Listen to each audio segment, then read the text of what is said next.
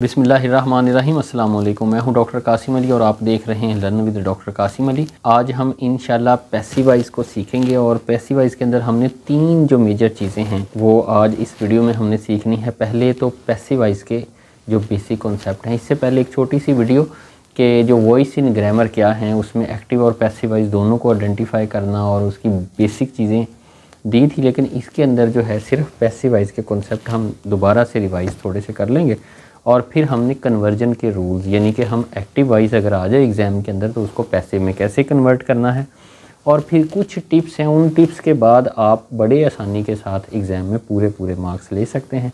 तो हम देखते हैं जी पैसिवाइज़ क्यों। सबसे पहले मैं आपको बताऊं कि बच्चे जो है ना अक्सर ये सवाल पूछते हैं कि पैसिवाइज़ हम क्यों इस्तेमाल करते हैं और ये क्यों कहते हैं। ये फ़िक्रे जो हैं कुछ हम देखते हैं, उनके बाद आपको लगेगा कि number 1 I want ice cream no, और इसका मैं तर्जुमा भी करता जाता हूँ कि मैं अब आइसक्रीम चाह रहा हूँ। शी ईट्स मैंगो, वो आम खाती है। ही किक्स द बॉल, वो बॉल को ठोकर लगाता है। अगर आप इन फ़िक्रात पे गौर करें तो ये वाले फ़िक्रात बड़े ही क्लियर हैं, स्ट्रेट फॉरवर्ड हैं, बड़े खूबसूरत से लग रहे हैं, मुख्तसर से हैं। लेकिन अगर हम इनको फ्लिप करते हैं यानी उनका पैसिवाइज़ बनाते हैं तो ये कैसे लगते हैं। तो फ्लिप करने के बाद ice cream is wanted by me no, ice cream मुझसे चाही जा रही है। Mangoes are eaten by her, आम उससे खाए जाते हैं। और फिर द बाल इज़ किक्ड बाय हिम, जो बाल है उससे उस पर ठोकर लगती है। तो ये सारे फ़िक्रात अगर हम देखते हैं तो ये लॉन्गर हैं, लंबे हैं, मोर डिटैच्ड हैं, राउंड अबाउट हैं और लिटल अकवर्ड से भी हैं, नामुनासिब से लिखते हैं, लंबे हैं, सही नहीं लग रहे ना। तो इस वजह से बच्चे ये पूछते हैं कि हमें क्या मतलब एग्ज़ाम में रखा गया है कि एक्टिव से पैसिव बनाओ। तो अब मैं आपको बताता हूँ कि उर्दू और हिंदी में भी पैसिवाइज़ बहुत सारा इस्तेमाल होता है, लेकिन उसके अंदर हमने जो पिछली वीडियो है उसमें भी मैंने बताया था, अभी मैं आपको कहूँगा कि जो पैसिवाइज़ हैं उसके अंदर आम तौर पे जो सब्जेक्ट है वो लेस इम्पॉर्टेंट होता है। तो कुछ फ़िक्रात हैं जो हमें इसका जो राइट यूजेज है वो बताएंगे, अप्रोप्रिएट यूजेज जो है वो बताएंगे कि पैसिवाइज़ के फ़िक्रात कैसे होते हैं और कहाँ इस्तेमाल होते हैं। जैसे ये देखें, matches are played at the Gaddafi stadium everywhere. अब इसके अंदर जो खेलने वाले हैं वो सबको ही पता है कि खिलाड़ी हैं, तो उनको हम डिस्कस नहीं करना चाहते, सब्जेक्ट है ही नहीं। तो ये फ़िक्रा जो है वो ऐसे इस्तेमाल होता है। Teeth are cleaned in the morning, अब दांत सुबह के वक्त साफ़ किए जाते हैं, ये भी पैसिवाइज़ का फ़िक्रा और इसके अंदर भी सब्जेक्ट है नहीं। सब्जेक्ट कौन से हैं? आम लोग, आप सारे इसमें शामिल हैं और सबको पता है कि दांत साफ़ करने वाले कौन हैं, ये अंडरस्टूड है। Why are such rumours spread, इस तरह की अफवाहें क्यों फैलाई जाती हैं, तो ये भी पैसिवाइज़ का फ़िक्रा है। अब आप ये देखें, where are readymade garments being sold, जो रेडीमेड गारमेंट्स हैं कहाँ बेचे जाते हैं। बेचने वाला इम्पोर्टेंट नहीं है, अब गारमेंट और उनका बेचना जो है ना, बिकना, ये इम्पोर्टेंट है। गारमेंट्स आमतौर पे इम्पोर्टेंट है, ना कि यहाँ पे जो है वो बेचने वाले। तो steps have been taken to supply water to the village, ये भी अंडरस्टूड है कि स्टेप कौन टेक करेगा, गवर्नमेंट करेगी। तो इसलिए सब्जेक्ट इसमें आया ही नहीं सिरे से। इक़दामात जो है गाँव को पानी पहुँचाने के लिए उठाए जा चुके हैं। इसके बाद है how was this difficult task done, किस तरह ये मुश्किल काम जो है वो किया गया। अब फोकस किस चीज़ पे है कि वो काम हुआ कैसा है, किसने किया, इस पे ये फोकस हमारा नहीं है। ये भी पैसिवाइज़ का ही फ़िक्रा है। अब ये भी पैसिवाइज़ का है कि people had been warned before the flood came, flood के आने से पहले लोगों को खबरदार कर दिया गया है। अब खबरदार किसने किया है, चाहे तो वो आम लोगों ने खबरदार किया है या गवर्नमेंट ने किया है, वो इम्पोर्टेंट नहीं है, या लोगों को अंडरस्टूड है। मेन चीज़ जो है वो ख़बरदार करना था लोगों को, तो ये पैसिवाइज़ है। Cotton will be grown on a larger area, cotton जो है वो बहुत बड़े एरिया पे ग्रो की जाएगी। This match will be played in the Karachi, ये मैच जो है कराची में खेला जाएगा। Will the murderers be hang tomorrow, इसमें भी देखें अंडरस्टूड है ना कि हैंग कौन करेगा, तो मर्डरर जो है कल उनको फांसी दे दी जाएगी। Over the next 4 month your work will be being inspected, आपका काम जो है अगले 4 माह में इंस्पेक्ट किया जाएगा। जो इंस्पेक्शन टीम है अंडरस्टूड होगा, यहाँ उसको मेंशन करना ज़रूरी नहीं है, लेकिन काम की इंस्पेक्शन होनी है तो वही हाईलाइट हुई है। पैसिवाइज़ में वही होता है। The foundations of the village will have been laid, जो कॉलेज है उसकी बुनियादें रख दी जाएंगी, तो ये भी पैसिवाइज़ फ़िक्रा है। तो अब आपने ये सारे पैसिवाइज़ के फ़िक्रात देखें तो ये उर्दू और हिंदी में इसी तरह इस्तेमाल होते हैं। तो अब अंग्रेज़ी के अंदर उनका जो जिस तरह के मैंने पहली स्लाइड पे पढ़े थे उस तरह के भी आ जाते हैं, तो इसलिए हमें एग्ज़ाम में पैसिव वॉइस का इस्तेमाल आता है। अब हम आते हैं पैसिव वॉइस की जो बेसिक्स है कुछ वो देख लेते हैं। मैंने फ़िक्रात के साथ साथ ही कुछ चीज़ें बताई थी और बहुत सारी बेसिक उसमें मैं बता गया हूँ। हम रिवाइज़ करते हैं, जैसे कि अगर आप मोर इंटरेस्टेड हैं इन दी एक्शन, जैसे मैंने कहा था कि मैचेस आर प्लेड, जो खेल हैं वो खेले जाते हैं, तो अब खेलने के हवाले से इम्पॉर्टेंट था और खिलाड़ियों को जो खेलने वाले हैं उसमें लोगों का इंटरेस्ट नहीं है, कम है, तो वहाँ पे हम पैसिव वॉइस करेंगे।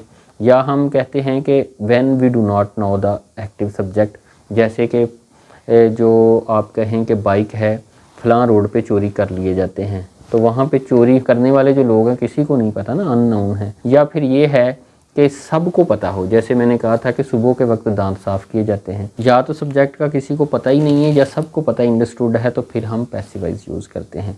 दूसरी इसके अंदर ये है कि इसके अंदर जो सब्जेक्ट है वो acted upon by the verb, subject verb के ऊपर काम नहीं कर रहा होता, जो वर्ब है वो सब्जेक्ट के ऊपर काम कर रहा होता है। तीसरी चीज़ ये है कि इसके अंदर हमेशा टू मेन वर्ब जो हैं वो यूज़ होते हैं।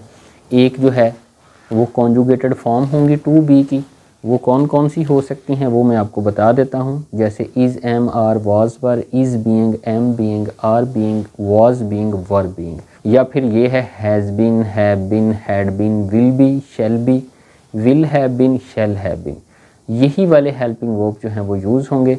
उसके बाद जो मेन वर्ब है वो वर्ब का पास्ट पार्टिसिपल जो है वो यूज़ होगा। इसको हम आम तौर पे थर्ड फॉर्म भी कहते हैं, यानी कि जितने भी 12 के 12 टेंस होंगे पैसिव वॉइस के, उनके अंदर थर्ड फॉर्म ही इस्तेमाल होनी है।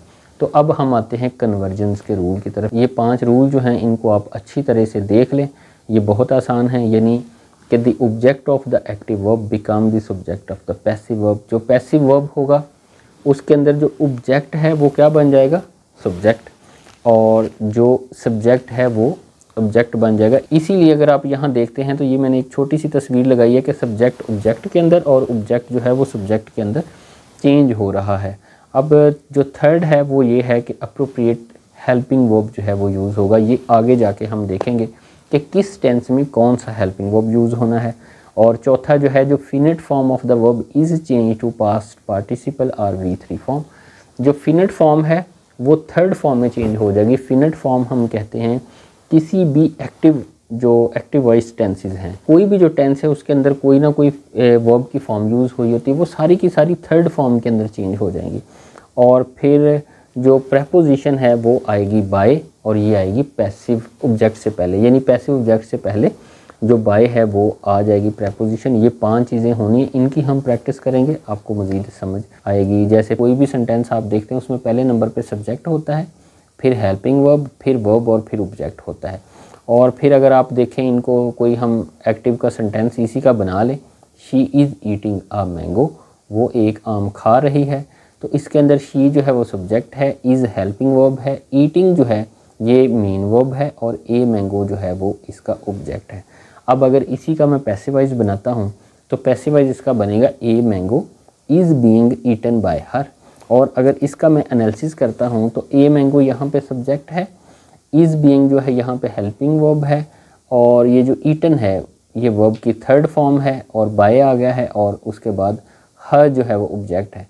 अब इसके जो हमने कन्वर्जन के रूल हैं उनके मुताबिक हम इसको एक एक करके चेक करते हैं। जैसे देखें, ए मैंगो यानी जो हमारे एक्टिव का ऑब्जेक्ट है, पहला रूल जो था वो पैसिव का सब्जेक्ट बन जाएगा। ए मैंगो जो है वो ए मैंगो के तौर पे यहाँ ऑब्जेक्ट था, यहाँ पे वो जाके उसका सब्जेक्ट जो है वो बन गया है। उसके बाद जो सेकंड मैंने कहा था वो क्या होगा कि कोई अप्रोप्रिएट हेल्पिंग वर्ब बना है, तो यहाँ पे इज़ बीइंग आएगा। यहाँ पे ये इज़ ईटिंग, ये प्रेजेंट कंटिन्यूस, और प्रेजेंट कंटिन्यूस के अंदर इज़ बीइंग, एम बीइंग और आर बीइंग के हेल्पिंग वर्ब आते हैं। ये आगे जाके हमने सीखने हैं, मेन यही चीज़ है। और जो ईटिंग है ये ईटन यानी थर्ड फॉर्म में चेंज हो गया है। अब यहाँ पे जो शी है ये आपका सब्जेक्ट है एक्टिव के अंदर, ये अब हर हो गया है।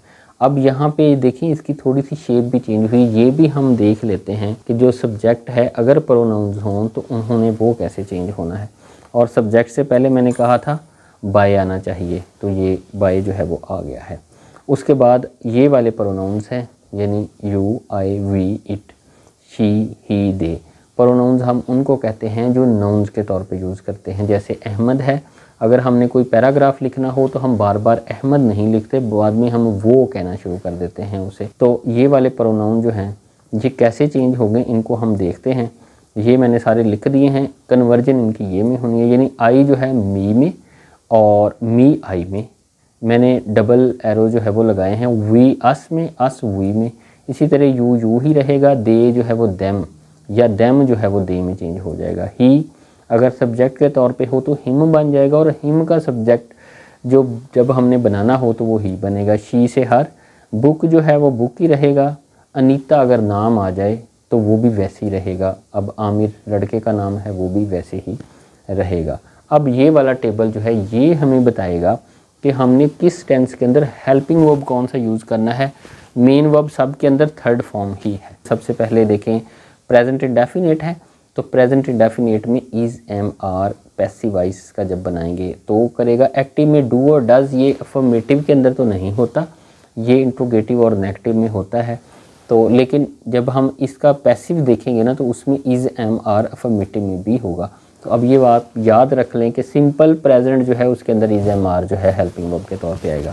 अगर हम पास्ट इंडेफिनिट देखते हैं, जिसे हम पास्ट सिंपल भी कहते हैं, वहाँ पे वाज और वर आएगा। आम तौर पे वहाँ पे डिड उसका इंट्रोगेटिव और नेगेटिव में हेल्पिंग वर्ब होता है। अब हम फ्यूचर इंडेफिनिट में देखते हैं। फ्यूचर इंडेफिनिट में विल और शैल यूज़ होता है, तो ये विल बी और शैल बी में चेंज हो जाएगा। अब अगर हम देखते हैं प्रेजेंट कंटिन्यूस में, प्रेजेंट कंटिन्यूस में already is, am, are use होता है, तो उनके साथ सिर्फ बीइंग का इजाफा हो जाएगा। फिर इसी तरह जो पास्ट कंटिन्यूस है उसमें भी वाज बीइंग और वर बीइंग यूज़ होगा। जो फ्यूचर कंटिन्यूस है उसमें विल बी बीइंग यूज़ होगा या शैल बी बीइंग जो है वो यूज़ होगा। और अगर हम प्रेजेंट परफेक्ट की बात करते हैं तो हैज़, हैव जो है वो हैज़ बीन और हैव बीन में हो जाता है। इसी तरह जो पास्ट परफेक्ट है वो हैड में और हैड बीन उससे बन जाता है। इसी तरह जो फ्यूचर परफेक्ट है उसमें विल हैव होता है, विल हैव बीन हो जाएगा। अगर हम प्रेजेंट परफेक्ट कंटिन्यूस की बात करते हैं तो उसमें हैज़ बीन या हैव बीन यूज़ हो रहे होते हैं, वो हैज़ बीन बीइंग या हैव बीन बीइंग में चेंज हो जाते हैं। इसी तरह पास्ट के हैड बीन बीइंग में और फ्यूचर परफेक्ट कंटिन्यूस के विल हैव बीन बीइंग में। अगर आप नोट करें तो यहाँ भी मैंने रेड से हाईलाइट किया है और इन तीनों को भी रेड से हाईलाइट किया है। इसको रेड से हाईलाइट करने का मतलब ये है कि आपको एग्ज़ाम के अंदर इनका बनाने का कभी भी नहीं आएगा, क्योंकि ये रेयरली यूज़ होते हैं। सिर्फ मैंने इनका इसलिए दे दिया है कि आप कोई न्यूज़पेपर पढ़ते हैं, आप कोई किताब पढ़ते हैं, उसमें कोई सेंटेंस ऐसा आ जाता है तो आपको पता हो कि ओल्ड टाइम में इस तरह के भी सेंटेंस यूज़ होते रहे या हो सकते हैं, लेकिन हम इनकी प्रैक्टिस नहीं करेंगे, ना ही ये आपको एग्ज़ाम में आने लगे हैं। सिर्फ हमारे पास अब ये 8 टेंस बचे हैं जिनका पैसिव वॉइस बनना आएगा। इनकी हम आगे जाके प्रैक्टिस करते हैं। और यहाँ पे मैं आपको एक ट्रिक बता रहा हूँ कि जब भी प्रेजेंट कंटिन्यूस आ जाए, यानी जिसके साथ आईएनजी वाली फॉर्म आए वहाँ बीइंग यूज़ होना है, और जिसके साथ थर्ड फॉर्म हो उसके साथ बीन यूज़ होना है। थर्ड फॉर्म हम इन तीनों के साथ यूज़ करते हैं, यानी प्रेजेंट और परफेक्ट, पास्ट परफेक्ट और फ्यूचर परफेक्ट के साथ, इनके साथ बीइंग जो है वो यूज़ होना है।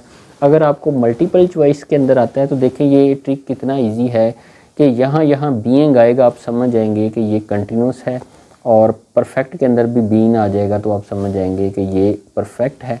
ये वाले इजी हैं तीनों, आप आसानी से याद कर सकते हैं। अब हम करते हैं इनकी सेंटेंसेस की प्रैक्टिस।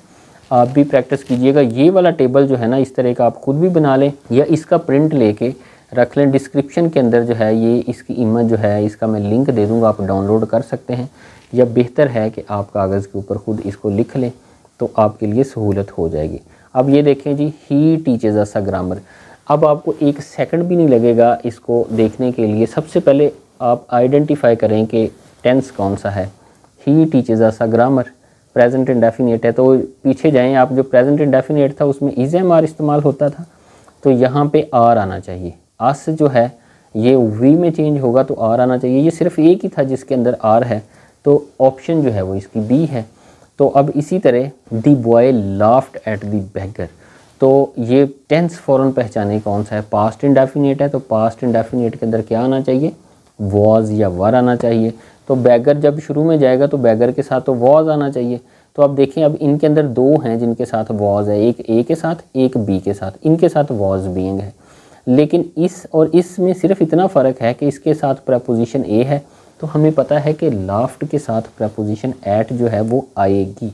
तो ये प्रपोजिशन आने की वजह से ये वाला करेक्ट होगा, वरना ये भी वाज की वजह से लग रहा था कि करेक्ट है। उसके बाद आप ये देखें the teacher will assign the homework, कौन सा टेंस है?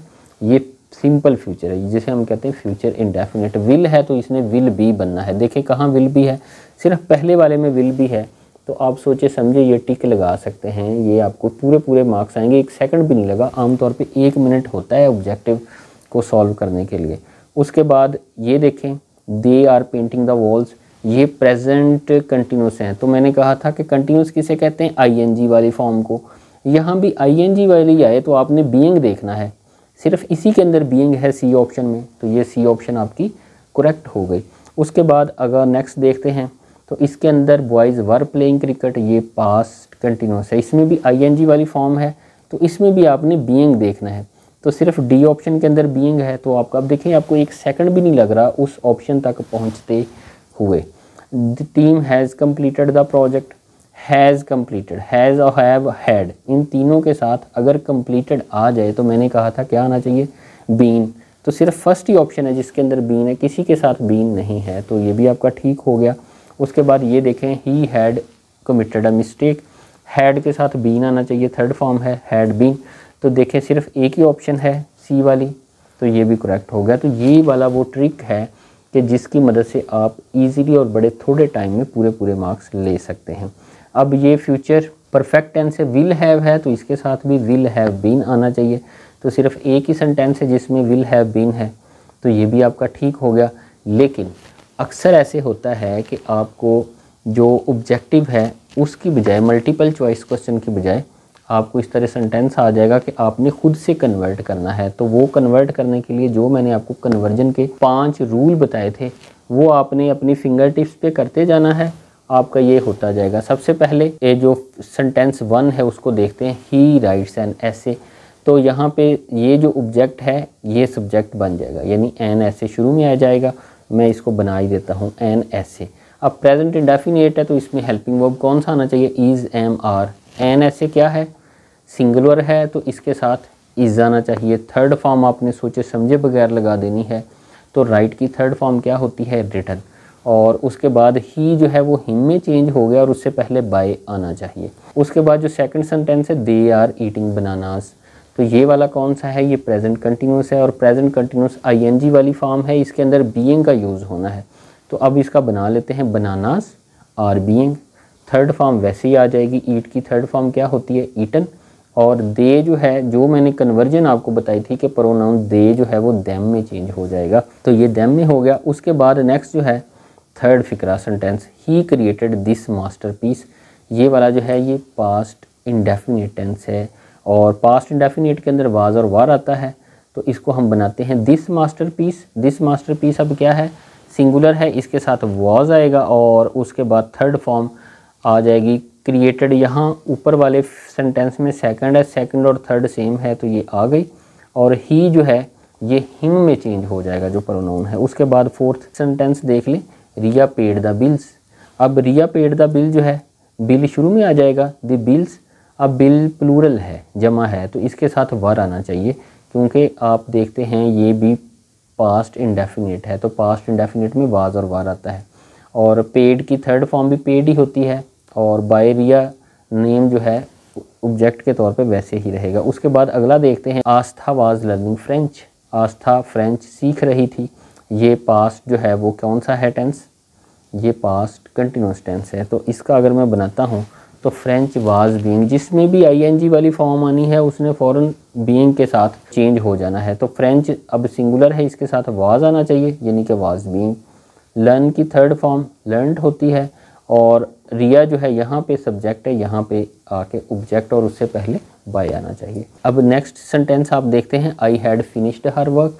इसका सेंटेंस बना लेते हैं, हर वर्क शुरू में आ जाएगा, यानी जो ऑब्जेक्ट है, और इसके साथ हैड बीन। कितना सिंपल है, मैंने आपको बताया था जब भी परफेक्ट टेंस आएगा हैज़, हैव, हैड और थर्ड फॉर्म इन्होंने साथ बीन के साथ चेंज होना है। तो यहाँ हैड है तो हैड बीन, उसके बाद थर्ड फॉर्म आ गई, उसके बाद बाय और फिर मी। उसके बाद नेक्स्ट सेंटेंस है, he will write a letter. वो एक ख़त लिखेगा। तो यहाँ पे ये कौन सा है, सिंपल फ्यूचर टेंस है। और ये सिंपल फ्यूचर टेंस जो है इसमें विल बी यूज़ होना था। आप वही वाला टेबल अपने जहन में लेके आएँ। तो इसका बनाते हैं a letter will be written by him. तो राइट की थर्ड फॉर्म रिटन हो गई और लेटर के साथ विल भी आना था, ही जो है वो हिम में चेंज हो गया। उसके बाद नेक्स्ट है Reena will have wash this skirt. जो रीना है वो स्कर्ट धो चुकी होगी, इसका बनाते हैं। अब ये कौन सा था, विल हैव बीन आएगा क्योंकि ये फ्यूचर परफेक्ट है, जिसके साथ भी मैंने आपको बताया था future perfect have, has, had और विल हैव और थर्ड फॉर्म इन्होंने बीन में चेंज होना है, यानी विल हैव बीन। स्कर्ट जो है उसके साथ विल हैव बीन आना है, उसके बाद वॉश्ड आ जाएगा और जो रीना है ये बन जाएगी आगे जाके ऑब्जेक्ट और इससे पहले आएगा बाय। तो मेरा ख्याल है कि अगर आप इसको गौर से देखते हैं और ऐसे प्रैक्टिस करते हैं एग्ज़ाम के अंदर आप एक नंबर भी मिस नहीं करेंगे। और मुझे उम्मीद है कि इस वीडियो के बाद आप पैसिव वॉइस को, उसके कॉन्सेप्ट को, उनके कन्वर्जन रूल्स को और ये ट्रिक भी आपको इंशाल्लाह जो है वो अच्छी तरह से याद हो गए होंगे। तो अगली वीडियो तक के लिए मुझे इजाज़त दीजिए। अल्लाह हाफ़िज़।